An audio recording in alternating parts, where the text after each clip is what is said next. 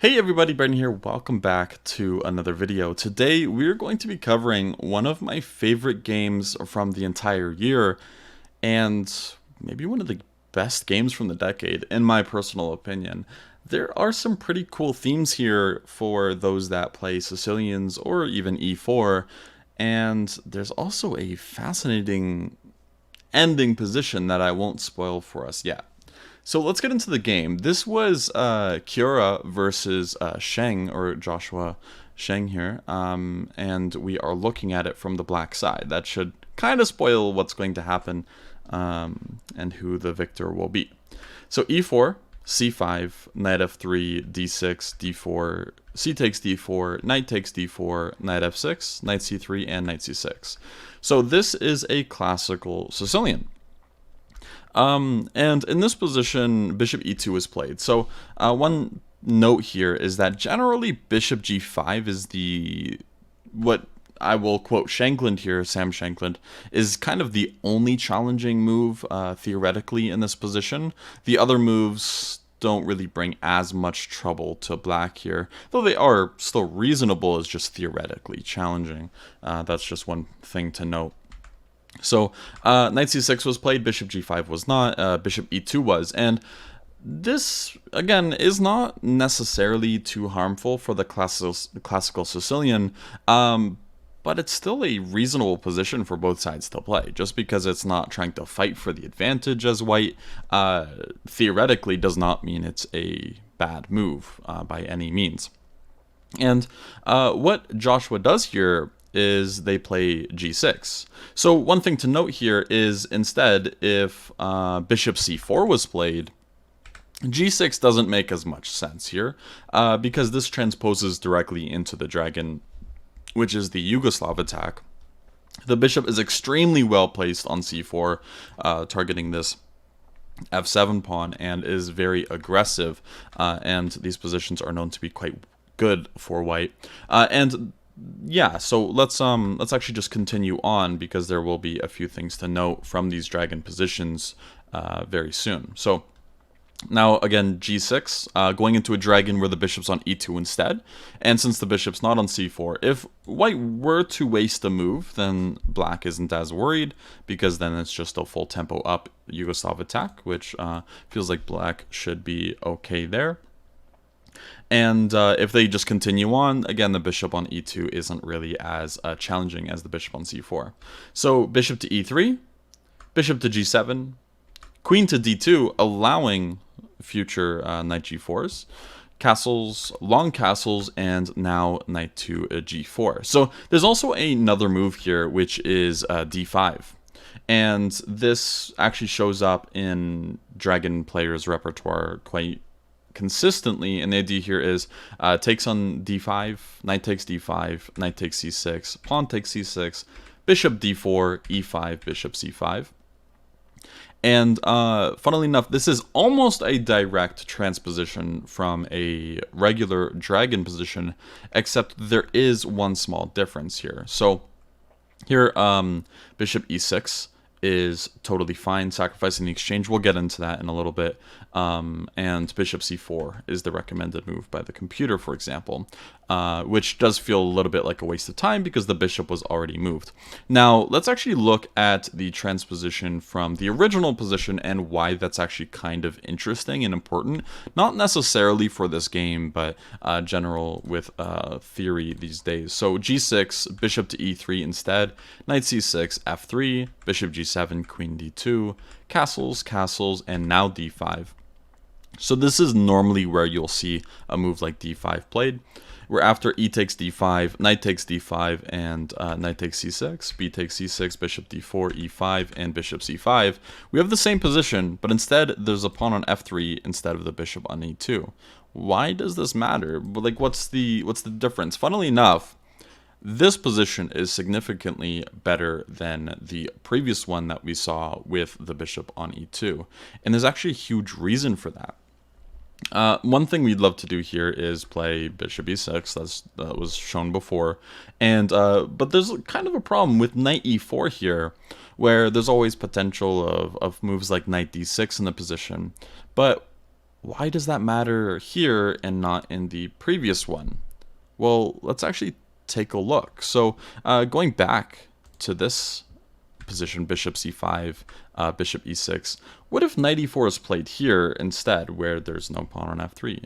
Funnily enough, knight e4 is actually a very not great move because of a surprising move in return. Queen h4. Queen h4 attacks the knight and also threatens bishop h6, winning the queen. So white has to make a very awkward move like queen to d3, which is not something they want to do. And in return, now rook fb8 can be played. The queen can just come back to d8 at any moment, and well, black's getting a lot of kingside play here, and this is not really ideal for white. So this is just kind of like a side note that I thought I would add because some people like their theory, and I thought that would be interesting to show. But instead, of course, knight g4 was played instead, not going for these d5 types of complications, which would have been totally fine here for black because of this option with queen h4, bishop h6.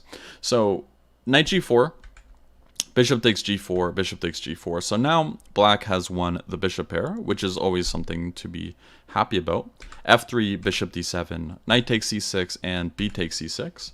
So the idea of b takes c6 is, it looks tempting to take with the bishop, but b takes c6 has several pros to it. It opens up the b file, so that's a file closer to the king side, as opposed to this one where if we take with the bishop and we want to play something like rook c8 to attack the king, it feels like maybe the c file is a little bit more protected than the b file. So that's one addition, and another one is that there's more central control with the pawn on c6 rather than on b7. So despite it weakening the a7 pawn a little bit, because now it's just an isolated pawn, that's not as big of a deal here as getting an open b file against white's king potentially.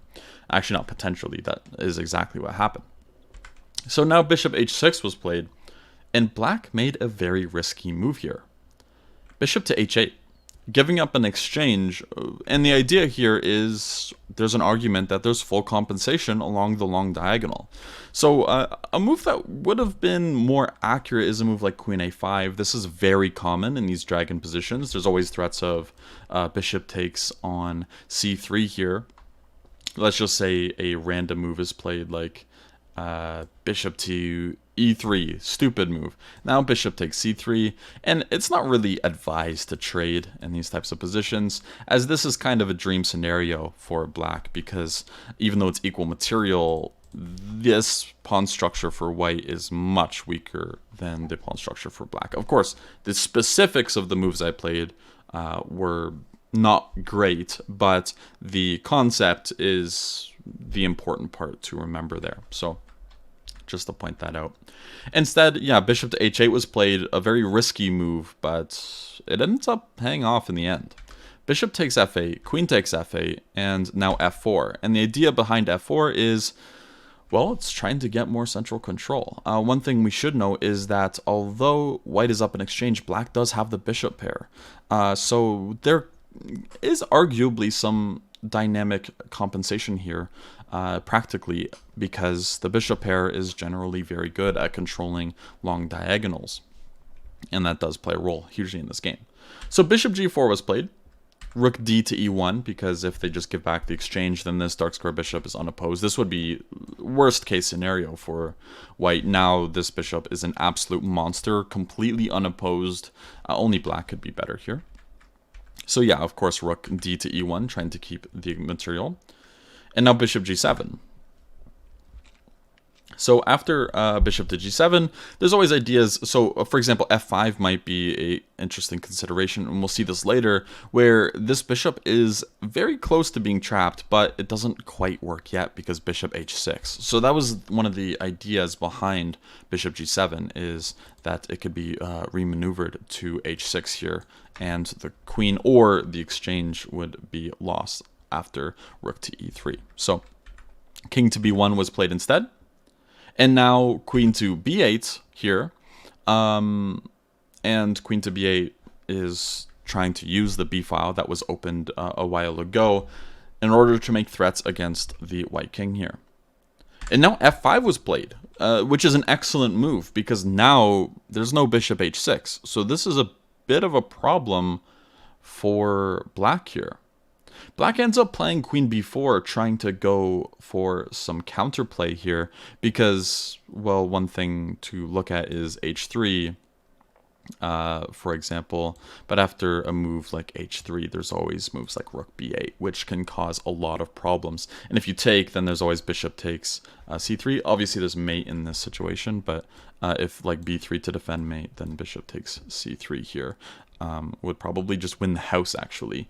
Everything is hanging. So king to a1 was actually played instead, and this is not such a great move. Instead, a3 was better because the queen going to b4, now it can be kicked away. It's actually very important to kick it off of the b file here, at least to get a tempo, and this a3 move is extremely useful. Now one line that is recommended by the computer is queen c4, where after queen to d3, queen takes d3, c takes d3, rook to b8, threatening bishop takes c3, king c2 to avoid this situation, g takes f6, and now the bishop can be saved, but under horrible circumstances. h3, bishop h5 takes, and now the only move to save the bishop is f6, but after rook takes e7, white is up in the exchange in the first place. We have to remember that this bishop on g7 is pretty embarrassing to look at, and white is for sure winning at this point. So this would not be great. And another thing to mention is if h3 immediately, yeah, rook b8, h6 g4. Yeah, I already mentioned this actually. My apologies. So king to a1 was played, which is actually a mistake because now there's a pretty interesting set of moves that black can play in order to hold things together. And it starts with rook b8, threatening mate on b2. That's easy enough to know. Rook to b1 is one of the only moves to defend it. We have to defend it.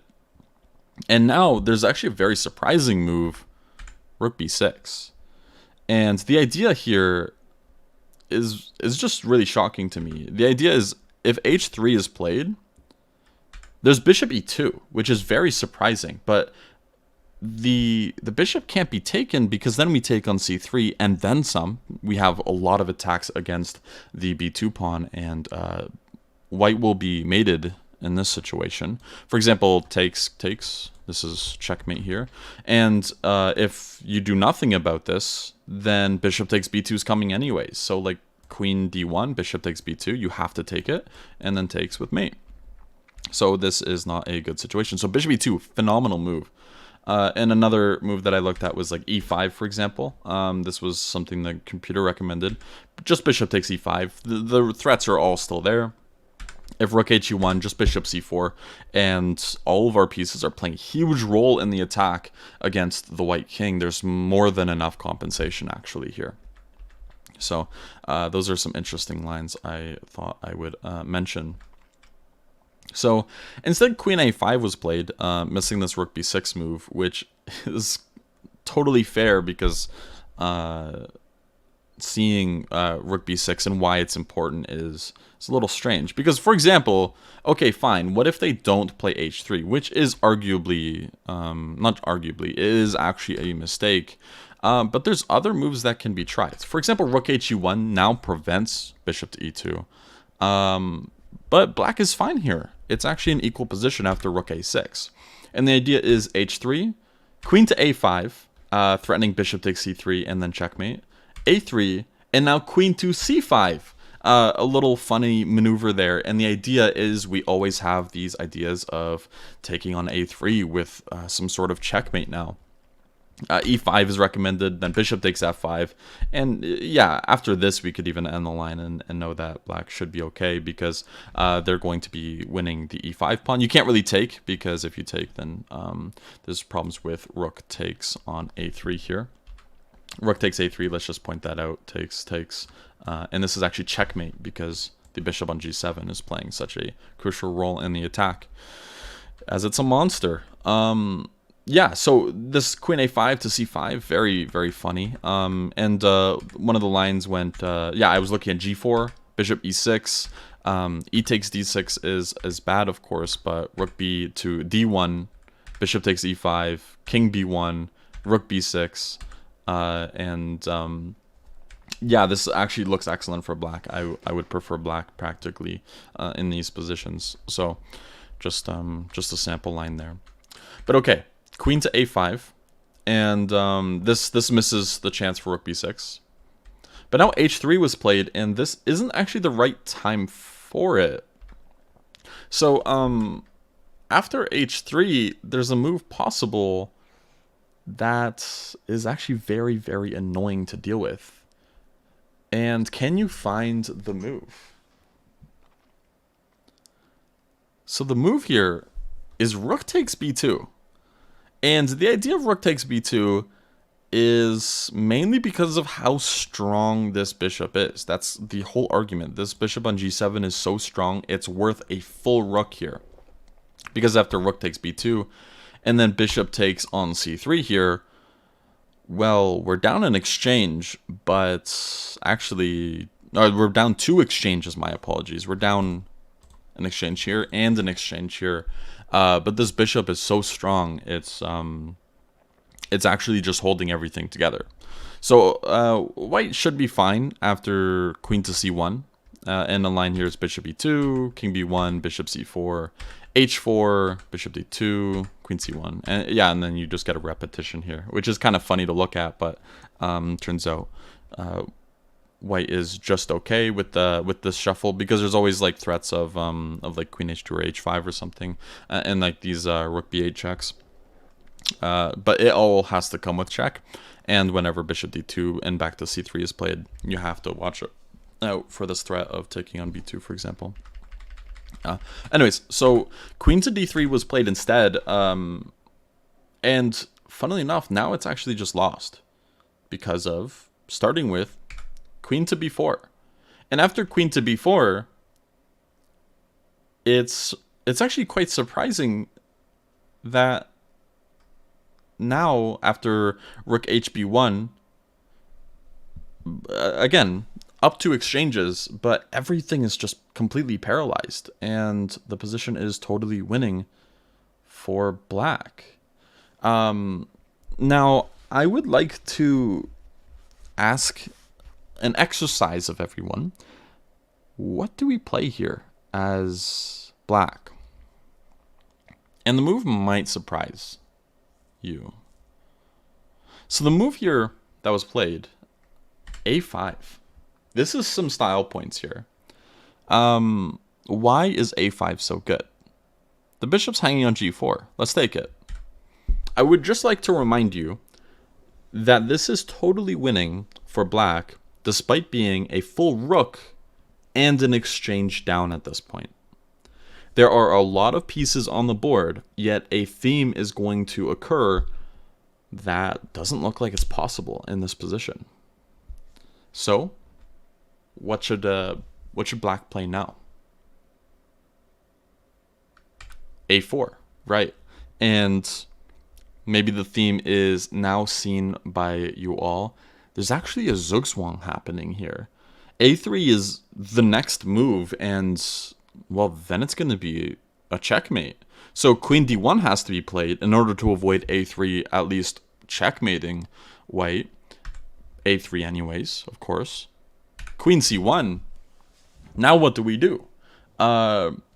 Because they're defending everything. For example, this might not be such a good idea, because after takes, let's just say we trade everything off. Congratulations to us, but we're probably losing because of this a-pawn. So that was unfortunate. We can't really cash in yet, but we don't need to.